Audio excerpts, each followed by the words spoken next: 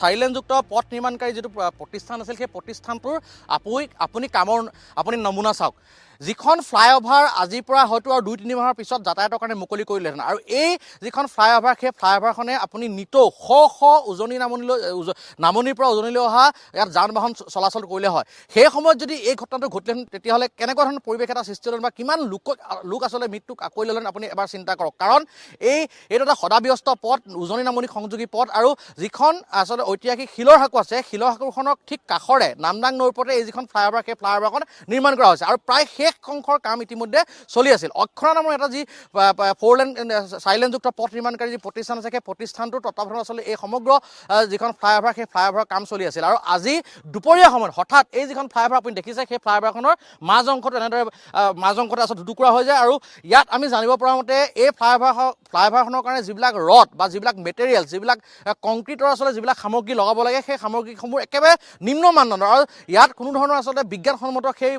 নাছিল বা তেনেধৰণৰ কাৰিকৰী অভিজ্ঞতা সম্পূৰ্ণ আচলতে কোনো ব্যক্তি বা ইঞ্জিনিয়াৰ আচলতে এইবিলাক তেওঁলোকৰ মনিটৰ হোৱা নাছিল তেওঁলোকৰ অবজাৰ্ভেশ্যন হোৱা নাছিল যাৰ ফলত আচলতে যান বাহন নাযাওঁতে এনেদৰে এই যিখন ফ্লাইঅভাৰ সেই ফ্লাইঅভাৰখন মাজতে এনেধৰণে দুটুকুৰা হৈ পৰি যোৱা পৰিলক্ষিত হৈছে মই দেখুৱাইছোঁ সমগ্ৰ যি দৃশ্যটো কেমেৰাখন অমিতক মই দেখাবৰ কাৰণে অনুৰোধ কৰিছোঁ আৰু স্থানীয় যিসকল লোক আছে সেই লোকসকলেও আচলতে তেওঁলোকে যথেষ্ট তবত মানিছে কাৰণ যাতায়াতৰ কাৰণে মুকলি নহওঁতেই অৱস্থা যদি যাতায়াতৰ কাৰণে মুকলি কৰিলে কি অৱস্থা হ'লে আৰু ইতিমধ্যে এইখিনিতে মই আৰু এটা কথা কৈ থওঁ যে এই যিডোখৰ যিখন ফ্লাইঅভাৰ সেই ফ্লাইঅভাৰখনৰ ঠিক এই যিডোখৰ স্থান ভাগিছে তাক বিপৰীত দিশে আজিৰ পৰা কেইমাহমানৰ পূৰ্বে জুলাইৰ 1 তাৰিখে এটা শুকাবৰ ঘটনা হৈছিল ইয়াত যিবিলাক মাটি ৰখাবৰ কাৰণে যিবিলাক গাৰ্ডৱাল যিবিলাক ব্লক টাইপৰ যিবিলাক গাৰ্ডৱাল ইয়াত লগোৱা হৈছিল সেই তেনেকুৱা ধৰণৰ গাৰ্ডৱাল এখন পৰি ইয়াত সত্যজিৎ দাস নামৰ এজন কিশোৰৰ মৃত্যু হৈছিল গতিকে এনেধৰণৰ ঘটনা পূৰ্বেও হৈছিল যাৰ আমি বাতৰি সম্প্ৰচাৰ ইতিমধ্যে কৰিছিলোঁ আৰু এই মুহূৰ্তত জুলাইৰ পৰা আজি কেইমাহ হৈছে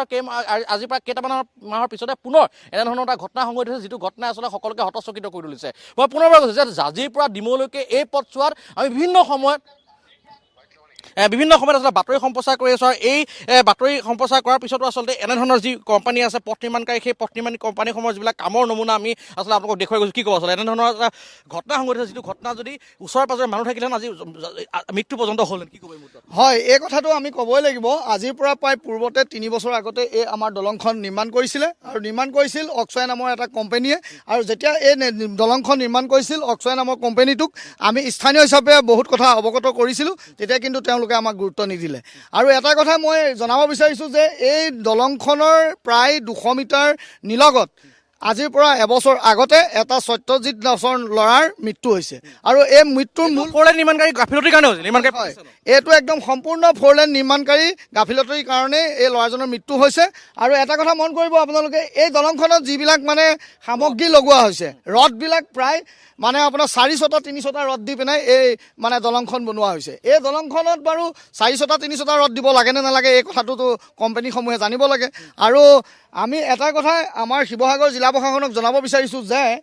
আজিৰ পৰা যিখিনি আগতে কাম হৈ গ'ল তাতোতো বিসংগতি হৈছে আৰু বৰ্তমানে এতিয়া যিটো কোম্পানীয়ে লৈ আছে এই কোম্পানীটোও কামবিলাক কিন্তু সম্পূৰ্ণৰূপে ভালকৈ কৰা নাই গতিকে মই শিৱসাগৰ জিলা প্ৰশাসনক এটা কথা দাবী জনাব বিচাৰিছোঁ স্থানীয় হিচাপে যে অনতিপলমে এই NSA DCLৰ আণ্ডাৰত যিখিনি GDCLে কাম কৰি আছে তেওঁলোকক তদাৰক কৰিব লাগে আৰু তেওঁলোকৰ যিসমূহ বিষয়ববীয়া আছে তেওঁলোকক পাৰিলে বিহিত ব্যৱস্থা ফেব্ৰুৱাৰী মাহত মুকলি কৰি দিয়া কথা আছিল নীতিন গাডকাৰীয়ে কৈছিলে যে এখন ফেব্ৰুৱাৰী মাহত মুকলি কৰাৰ কথা আছিল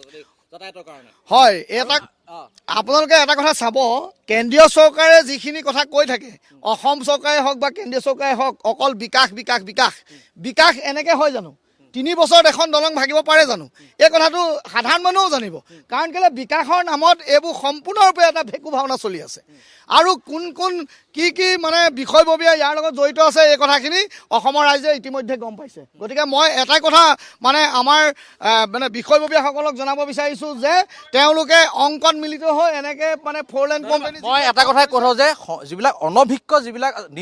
নিৰ্মাণকাৰী আচলতে প্ৰতিষ্ঠান আছে 4-লেনযুক্ত যিবিলাক পথ নিৰ্মাণকাৰী প্ৰতিষ্ঠান আছে তেওঁলোক সম্পূৰ্ণ অনভিজ্ঞ তেওঁলোক কাৰিকৰীভাৱে দক্ষ নহয় তেওঁলোকৰ কাৰিকৰী দক্ষতা সম্পূৰ্ণ কোনো অভিযন্তা নাই তাৰ কাৰণে আচলতে এনেধৰণৰ যি ঘটনা সেই ঘটনা ইতিমধ্যে সংঘটিত হৈছে আৰু এইটোৱে প্ৰথম ঘটনা নহয় ডিমৌৰ পৰা জাজিলৈকে জাজিৰ পৰা ডিমৌলৈকে এই 4-লেন নিৰ্মাণকাৰী যিটো